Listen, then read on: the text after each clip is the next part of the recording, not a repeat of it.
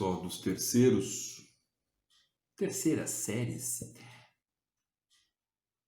lembrem-se, o porto de Danzig foi o grande problema, a grande situação que fez com que a Segunda Guerra Mundial, além, é claro, de todos os seus outros motivadores, não é, pudesse acontecer.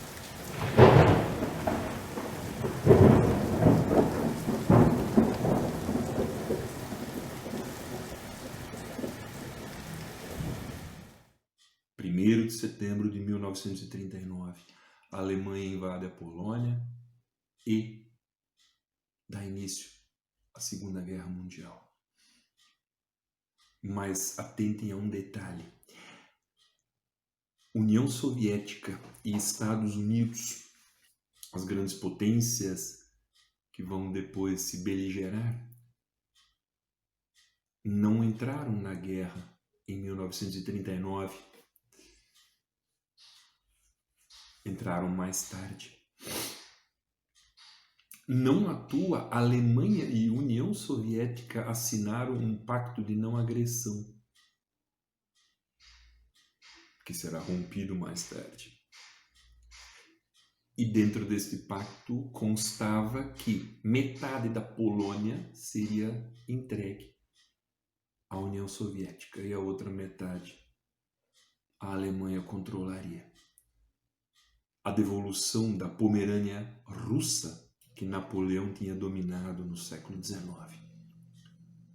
Lá existe Pomerânia também. Só que isso fez o quê? O planejamento. Agora a fronteira da Alemanha estava rente à da União Soviética. E aí para você invadir fica mais fácil. Tudo muito bem pensado. Esse primeiro momento, o que vai se ter? A Alemanha vai querer, o sentimento revanchista da Primeira Guerra, vai querer atacar e destruir os seus inimigos da Primeira Guerra, França e Inglaterra.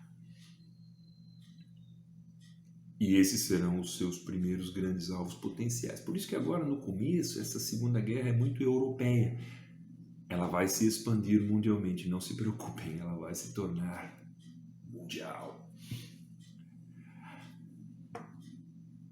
Holanda, Bélgica, Escandinávia, países pequenos começam a ser dominados pelos alemães, a Polônia já estava sob controle,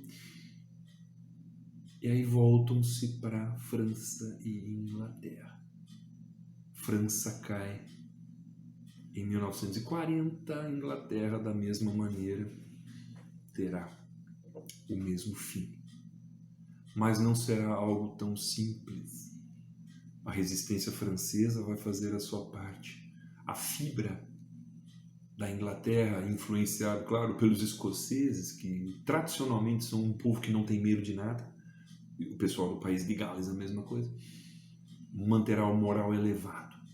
Tecnologia vai ajudar, a fibra do povo vai ajudar, nós não vamos nos render. Podemos ser derrotados agora, perdemos uma batalha, porém não perderemos a guerra. E aí os alemães começaram a perceber que estava tudo muito fácil. Daqui a pouco a Itália junta-se a eles, e o Japão também, para formar o eixo. A outra equipe será a dos aliados, que França e Inglaterra vão iniciar, e Estados Unidos e União Soviética entram daqui a pouco. Bem daqui a pouco. Mas agora, no começo, está tudo muito simples, está tudo muito prático. Logo, logo vão lançar-se em fronteiras maiores, em condições maiores, bem maiores.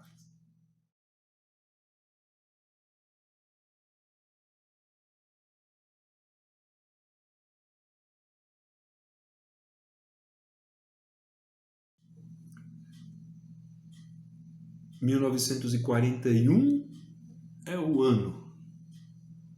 Se quisermos relembrá-lo, Bob Dylan nasceu em 1941.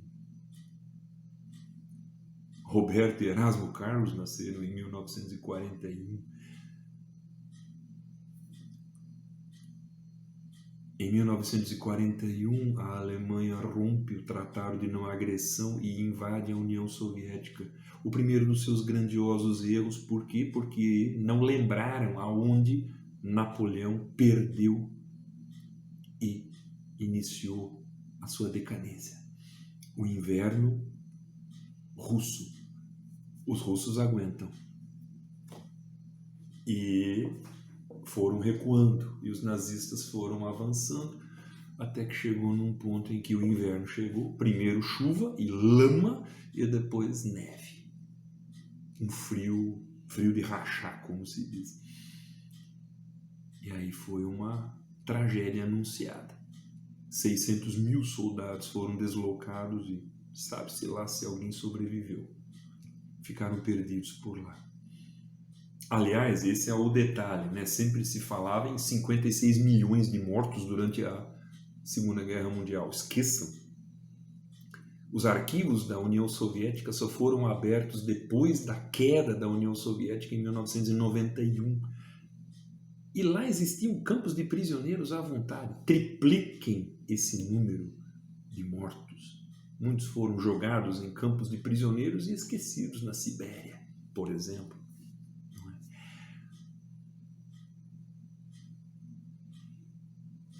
Em 1941, os japoneses atacam a base norte-americana de Pearl Harbor, no Havaí. Japoneses que se consideravam os herdeiros morais e materiais do Oceano Pacífico, da Polinésia. E os norte-americanos anexaram as ilhas do Havaí ao seu país em 1898. Japoneses, nós vamos recuperar o que nós perdemos. E isso fez com que a guerra viesse para a América.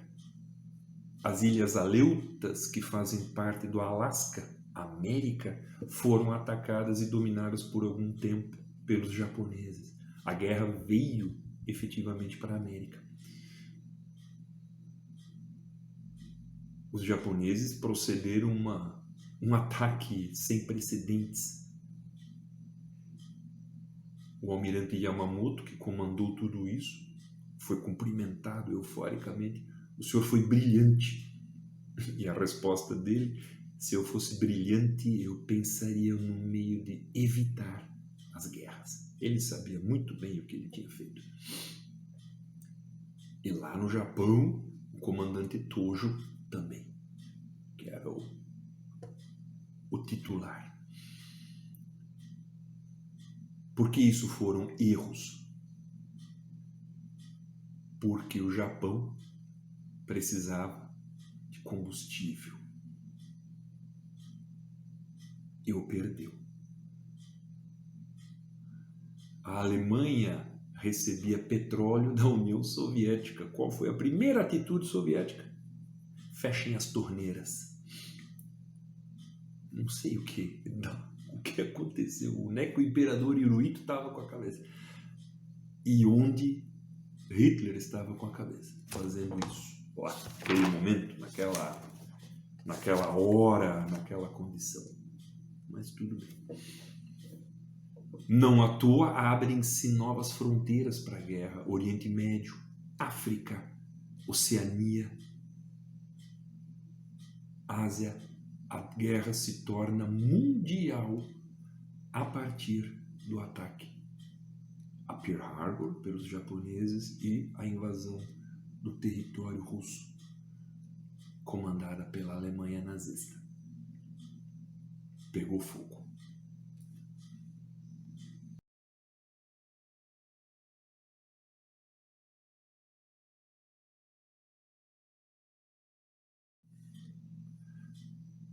É uma questão de tempo para que os papéis se invertam e aqueles que começaram uma guerra todo-poderosos comecem a perdê-la.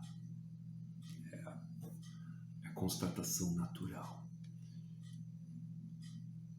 Os ingleses e os australianos dão um jeito de retomar o norte da África Estados Unidos, Canadá e Austrália, dia após dia, retomam o Pacífico e o custo será elevado. Em 1942, o Brasil entra na Segunda Guerra Mundial. Getúlio Vargas, por coincidência ou não, um presidente totalitário, declara guerra à Alemanha nazista em função do afundamento de navios mercantes brasileiros. Sabe-se lá se os submarinos eram alemães mesmo ou se eram dos Estados Unidos para nos garantir ao lado deles.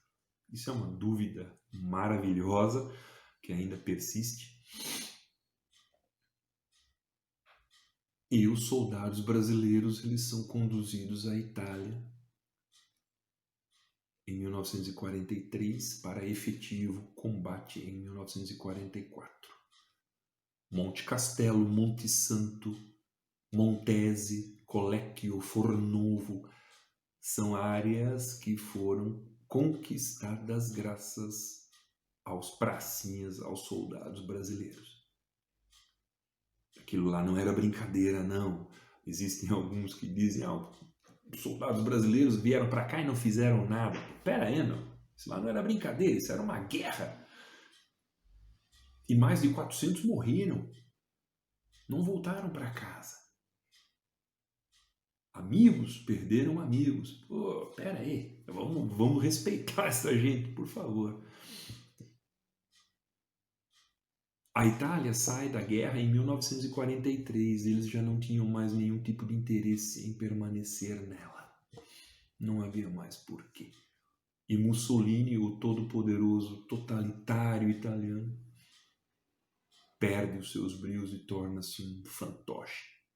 Infelizmente. Talvez devia ter continuado a ser um atirador de elite do exército. Né? Ele era o sniper da Itália. E aí, a partir de 42, 43, começa a inverter.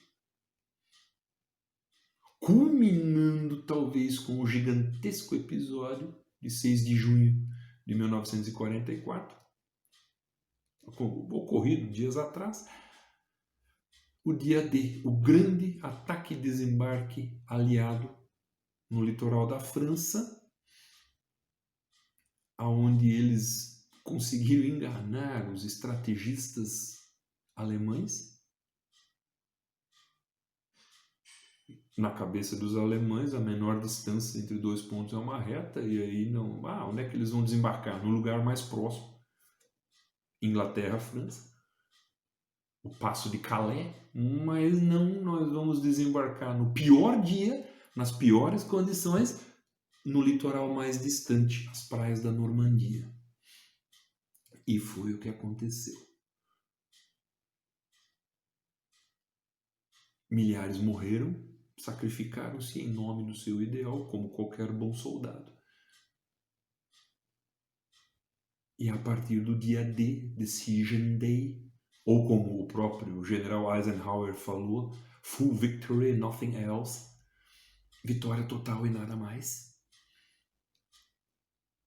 começou-se, pois, a chegar a essa condição. Aí pelo Pacífico, pela Ásia, pelo Oriente Médio, África e agora pelo litoral europeu, começou-se a marcha sobre Berlim.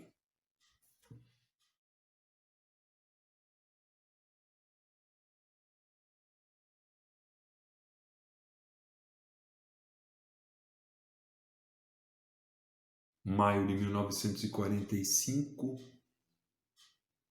atesta o fim oficial da Segunda Guerra Mundial na Europa, a rendição do alto comando nazista através do Marechal Wilhelm Keitel. O general Badoglio já tinha feito isso lá na Itália, mas no Pacífico continua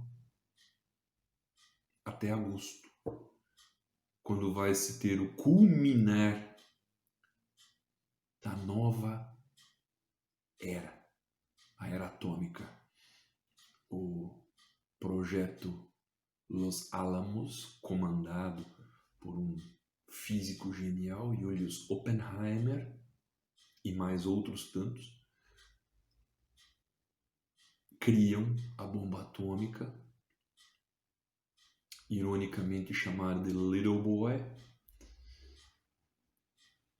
e duas são lançadas sobre duas cidades japonesas, uma no dia 6 de agosto de 45 e uma no dia 9 de agosto de 1945, Hiroshima e Nagasaki, respectivamente.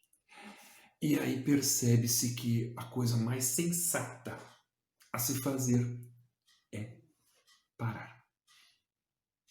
Caso contrário, a destruição seria maior e os prejuízos para as futuras gerações seriam bem maiores. Daí o que acontece? O imperador Hirohito, vamos parar. Apesar de todos os mais fanáticos, apesar de todos aqueles que de alguma forma, em algum momento, buscaram resistir. Existem aqueles soldados que não se entregam. Esses são os melhores. Sempre. O que resta agora é arrumar a casa. E isso vai acontecer mediante acordos e conferências. Talvez a mais consistente de todas, não é? Ou as mais consistentes de todas, digamos, a Conferência de Yalta de 1945, que determina o plano de criação da Organização das Nações Unidas, a ONU, e já começa a dar pistas da próxima guerra que vai acontecer. E a Conferência de Potsdam, também de 1945, aonde a Alemanha é dividida em zonas de influência, a partir dos 4 grandes, França, Inglaterra, Estados Unidos, União Soviética, e cria-se o Tribunal de Nuremberg para julgar os criminosos de guerra. Apenas os alemães são criminosos de guerra. Os outros não mataram, explodiram nada. Eles assim foram considerados. Por quê? Porque eles começaram tudo. Talvez. Bastante claridade aqui atrás. O sol brilha, minha gente, e o vento sopra. Desta Segunda Guerra, agora há pouco já foi dito, a Organização das Nações Unidas vai surgir para tentar mediar o que existe de bom e de ruim.